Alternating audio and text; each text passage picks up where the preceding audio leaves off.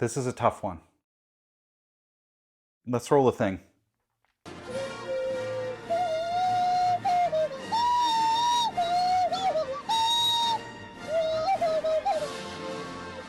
When Star Wars Galactic Starcruiser opened in 2022, it promised to be so much more than just a hotel themed to Star Wars. Imagineering aimed to completely immerse guests and make them feel like they've been transported to a galaxy far, far away. Our guests will live their own Star Wars experiences. The choices they make and unexpected surprises they encounter will determine how their Star Wars stories unfold. I think it's informative that Imagineering's codename for the entire Star Wars Land project was Project Delos, which is the name of the fictional theme park company in Westworld.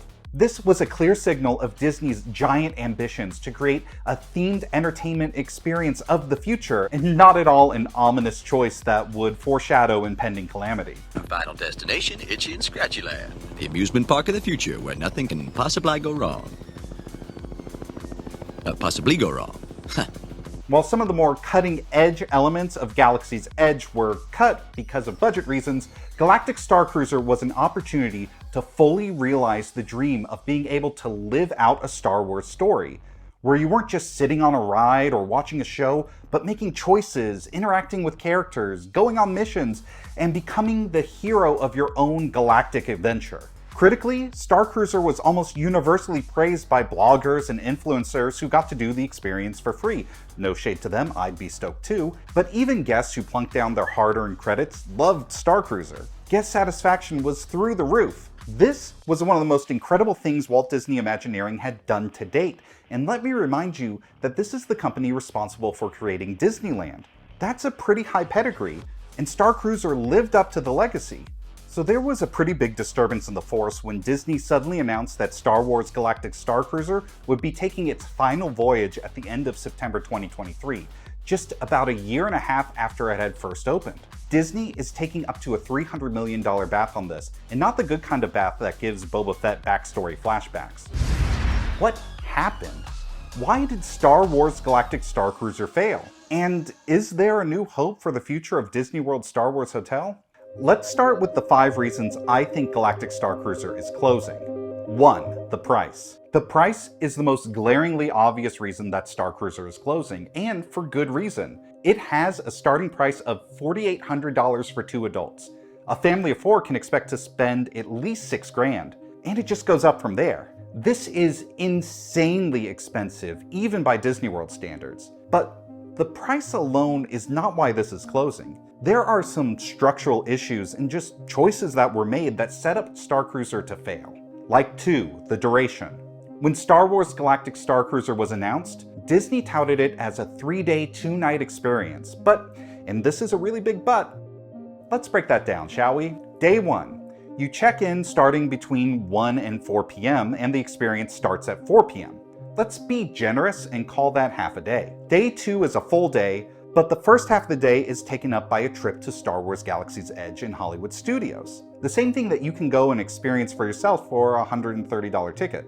Now, Starcruiser guests did get front-of-line access to the attractions, but you can purchase Lightning Lane and Genie Plus for around $40 to $50 a person. Starcruiser guests also get to go on missions that connect with the story that's going on in the ship, but there are also free missions for all guests to play on the Play Disney app.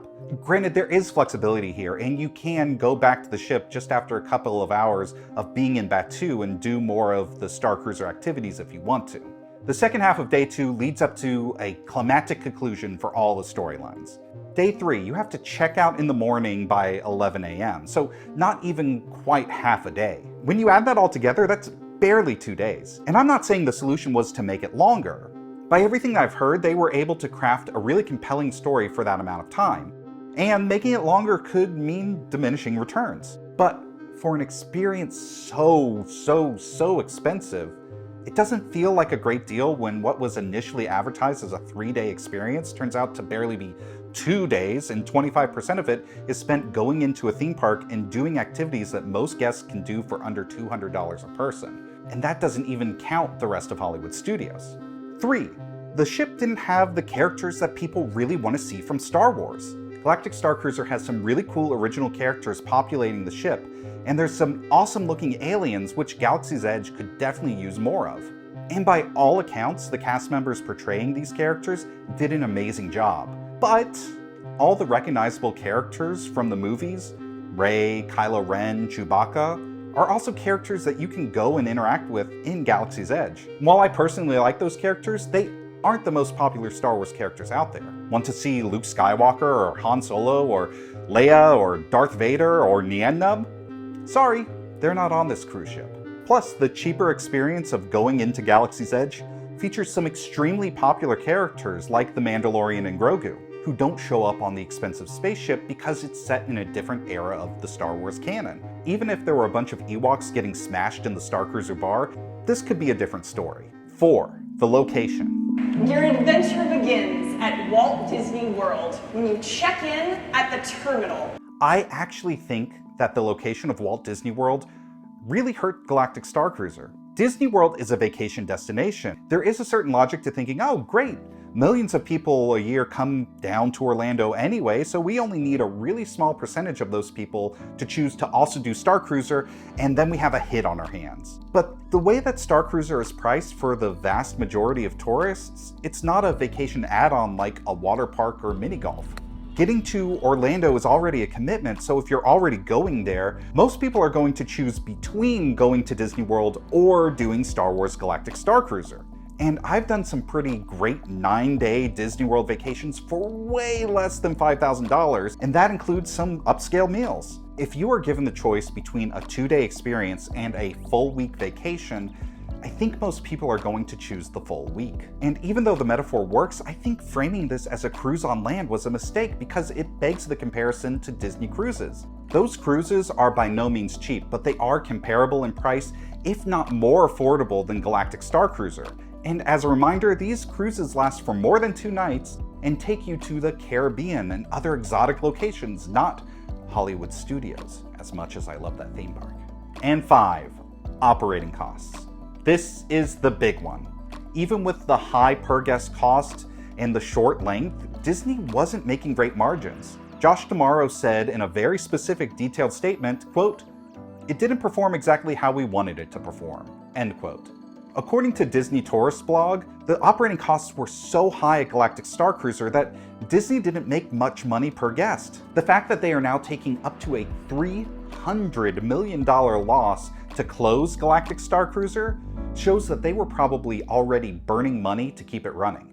So, what is the future of Starcruiser? Before we start looking forward, I just want to acknowledge that this is a huge bummer. It's very clear that a lot of passion, creativity, and ingenuity went into creating this unique experience. I'm sure that the Imagineers and cast members involved with Galactic Starcruiser are heartbroken. I take no joy that this is happening, and I'm legitimately sad because, and here's a big caveat for this whole video, I never went on Starcruiser, and now probably I'll never get to experience it. Star Wars and Imagineering are 2 of my greatest passions. And yet I personally could never quite pull the trigger on purchasing a voyage for many of the reasons that I've talked about so far. Now, that's not to say that my personal experience is indicative of the general public at large, but I am the exact target audience for this. I am a Star Wars nerd who actually enjoyed the sequels. I'm a Disney World fanatic with a history of giving Disney a lot of money. I'm a theater major who loves immersive and interactive experiences, and still, there was still too big a barrier of entry even for me. So that having been said, what's next? Disney did include a glimmer of hope in their statement announcing the closure. We will take what we've learned to create future experiences that can reach more of our guests and fans. What does this mean? I personally can foresee a few outcomes. They could reopen it as a scaled back, more affordable hotel. Maybe they drop the strict 2-night cruise structure and meals aren't included. Just a Star Wars themed hotel with some immersive and interactive elements. You could still have people go on missions driven by the datapad, and characters could make appearances here and there, but you don't need to hire quite as many actors. Honestly, this would be challenging because there are only 100 rooms in Galactic Starcruiser, and I think there's no way Disney would pour more money into expanding the hotel. I would say that this is doubtful, but not impossible. Another option is that they could retool it as a multi-hour, single-day Star Wars experience. If I was in charge of Disney, this is what I would do. A day trip on the Halcyon. You could kind of imagine this as a beefed-up escape room or something akin to Meow Wolf, all contained to the Starcruiser.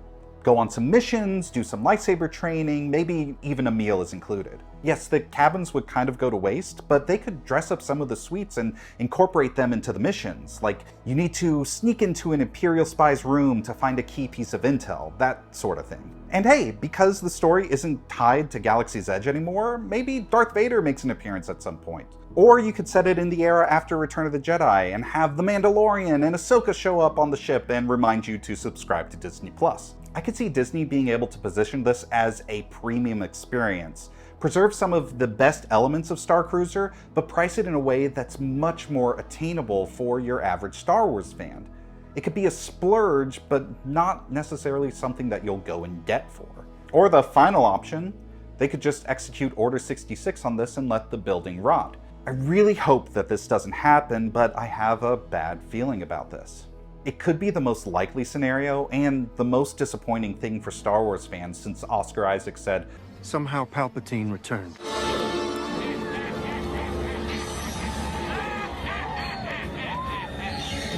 Hello, Star Wars Weekends fans. How you doing? As Yoda said, always in motion is the future. So who knows what will happen? Well, there you have it. The tragedy of Darth Plagueis the Wise. I mean, the tragedy of the Star Wars hotel that may have been too ambitious, definitely too expensive, and for sure one of a kind. I hope this doesn't deter Disney from taking other big swings in the parks. What do you think about Star Wars Galactic Starcruiser closing? Are you going to go down to Orlando to experience it before it closes? Let me know in the comments. This video was a bit of a departure from our regular Disney tips and advice, but this was such huge and unexpected news about something I genuinely thought was amazing and crazy ambitious that I really wanted to dive in and figure out what happened. It's a bummer, but if you're looking for something to feel good about, check out our other videos on how to make the most of your time at Disney World. Here you go. May the Force be with you.